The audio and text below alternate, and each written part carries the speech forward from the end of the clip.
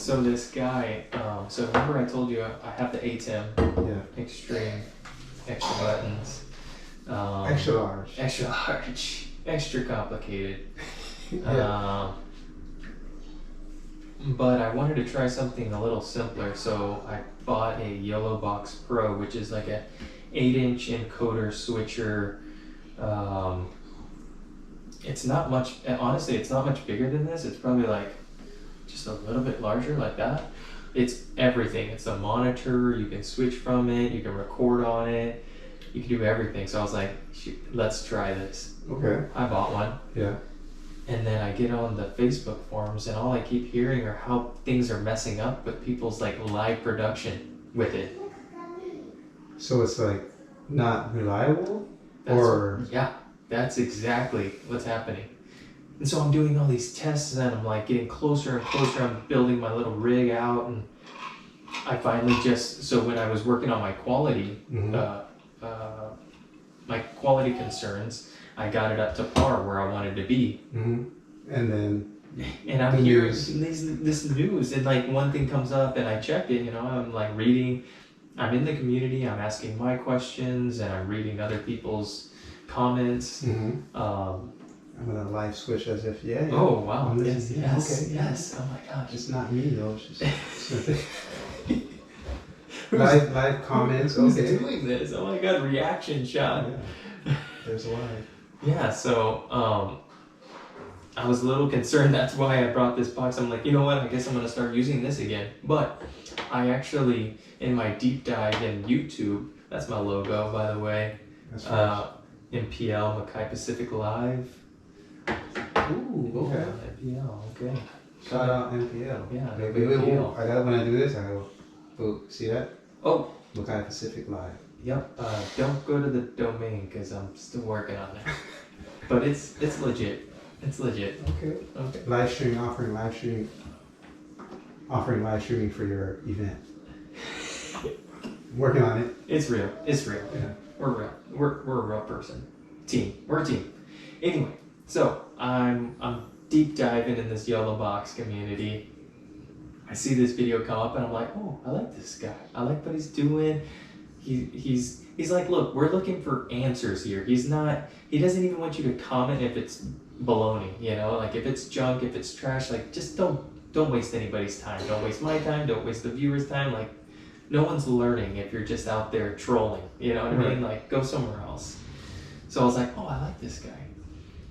So then he's talking about pricing. He's talking about Yellow Box, connectivity, quality, what live streaming really is, and what you can expect from it, from somebody who's trying to launch their business and for consumer aspect. So when I'm done watching his YouTube, then I go to his website. Oh, he's got all this great information on the website. You really get a better understanding of what's going on. And I'm like, man, how do I talk to this guy? I'm already getting so much information, but we like that firsthand, conversation. We can shoot back and forth, sometimes something pops up and you just want to interrupt, Yeah. Because the list is long when you're learning, people in that classroom. Yeah. You want to know, you want to fire off the questions, get the answers, maybe it goes a little astray, but I think you would get a lot,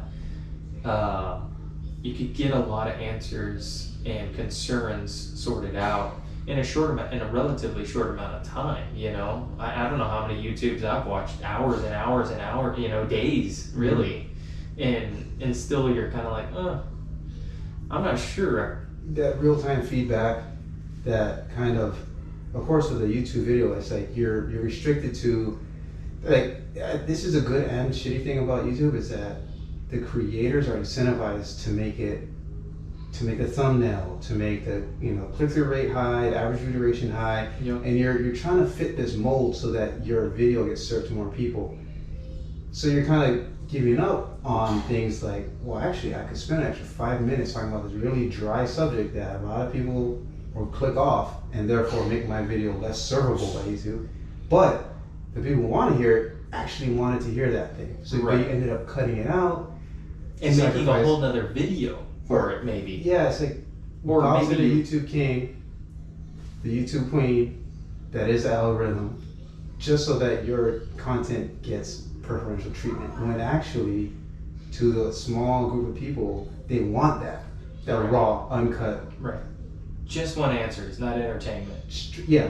So it's like, I know YouTube made like shorts. They also made premium YouTube TV. There's other branches of the YouTube beast, but I think one should be that fuck the algorithm. Yeah. Let people like this connect in a way that you already have the live streaming platform built, but almost like a classroom. Access is valuable now. So if I could sit down every week, you have to let 50 people come in on this live stream, whatever, and now it's like you don't have to worry about having a catchy intro, having a catchy thumbnail, almost like catfishing people, Right. catfishing viewers. Which I get. People trying to eat. Yeah. People trying to eat. And people want to access money, Right. but how much more value could you get? That's way more than you would get in AdSense money if you actually if you weren't trying to mold into that game. Right. Interesting thing. That just tangent, but Total. No, I mean it's. because we're always on YouTube. I mean, look, people go for different reasons. Like I was saying, some people want to learn.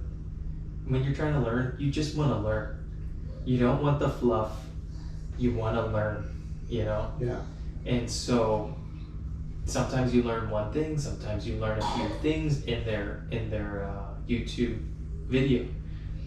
But what if this guy just Robert Ham photography plug, awesome. He just offered to go live with him. So I was thinking, oh, I read that. We're talking about live. We're going back and forth. We're talking about how we want to learn. What if we aren't the experts, but we go live asking questions with hopes of hearing answers from people? Yeah, we're going to get some stuff that's not great, but you have a direct connection and be like, yo, you want to step in and say something, and then somebody might say, no, that's totally wrong. All right, Jack, well, what's right? Yeah. Let's see. And they say, oh, you want to set up your ATEM? Okay, well, here we go. You know, how are you going to get the best audio from the roadcast and the ATEM? Oh, somebody comes in and they're like, oh, I love this show's cool, because they're trying to spread knowledge and not trying to act like they know everything. They're actually asking questions and asking for help to offer the help to other people. It's a fine line between entertainment and education. Right. Well, if somebody wants to watch it, the video after it's gone live, that's going to be a long form video. Yeah. And it's like, look, if you like long form, watch it or listen to it while you drive, whatever. But the idea is the classroom is live. You know, you don't know what's going to happen. You don't know what's going to be said. But if you're live on the show, watching it live, subscribing, and you're viewing it live, that's when you're going to get a lot of information coming in. You know, that's when it's not so much entertainment anymore. You know. Speaking of the live aspect,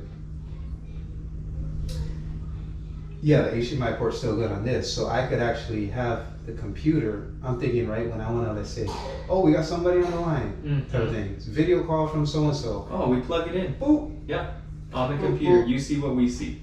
So that's another thing, or even boop on your phone. Oh, boop. And We an got one iPad. that does 6. Oh, what? Oh, yeah, no, yeah, 8. yeah. We got one that does 8. So, you know, we can do a class on that one too.